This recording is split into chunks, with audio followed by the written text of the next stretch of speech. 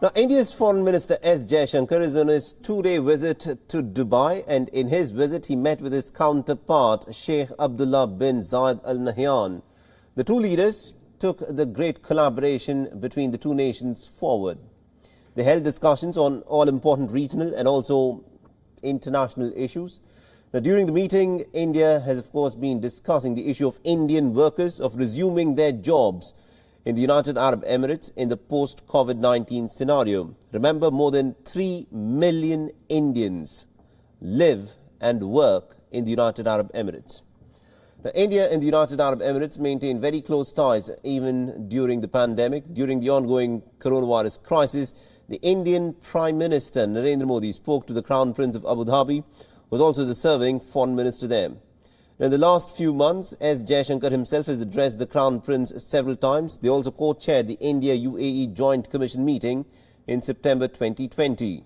A meeting of the high-level task force on investments also includes the Indian Ministry of Commerce, Railways and the Abu Dhabi Investment Authority. And to give us more insights in terms of how significant this visit is, we are joined in by WION's Siddhant Civil. He's joining us live on this broadcast. Good morning to you, Siddhant. This, of course, is a significant visit by S. Jaishankar, who is presently meeting with his counterpart in the United Arab Emirates. Well, yes, Mohammed, if you look at the relationship India has with the Gulf and with West Asia, barring, of course, Turkey, it has been a success story. And of it, when it comes to UAE, it has been the most consequential relationship of New Delhi in recent years. We have seen increased engagement. In fact, the Indian Prime Minister Narendra Modi has been to UAE several times. UAE has been invited for India's Republic Day parade as well. But largely, if we look at the main focus of this entire visit, the visit is focused on making sure that not only there is increased engagement between India and the two countries in the Gulf, Bahrain and UAE, but also making sure that there is strengthening of relationship in specific sectors. When we talk about Bahrain, the visit that has been concluded, one of the key focus area was defense, something that India is now focusing on. Other than that, it was fintech, it was technology, it was maritime security. These were the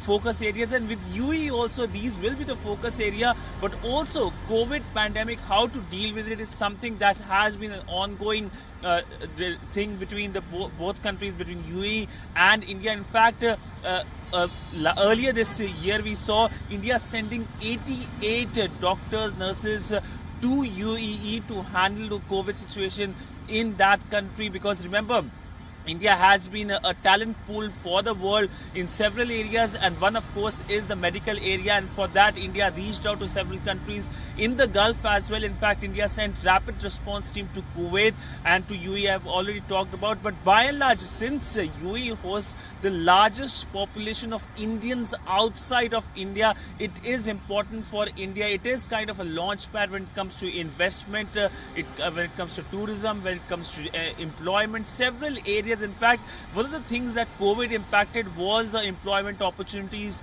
for Indians in the UAE, but that is something that is being worked on by both sides. But by and large, politically, if we talk about, UAE has stood for New Delhi in recent years in several areas, especially when it comes to the propaganda India has to deal from Islamabad as well. In fact, UAE invited India for the Organization of Islamic Cooperation meeting. That was something that irked Islamabad, but largely it shows how UAE has come in defense of India in several ways, whether it's politically and of course focusing on making sure that India is a major partner in South Asian region, in the Indian subcontinent. Absolutely indeed, Siddhant. And the third leg of S. Jaishankar's tour will, of course, be to the island nations of Seychelles in the Indian Ocean region.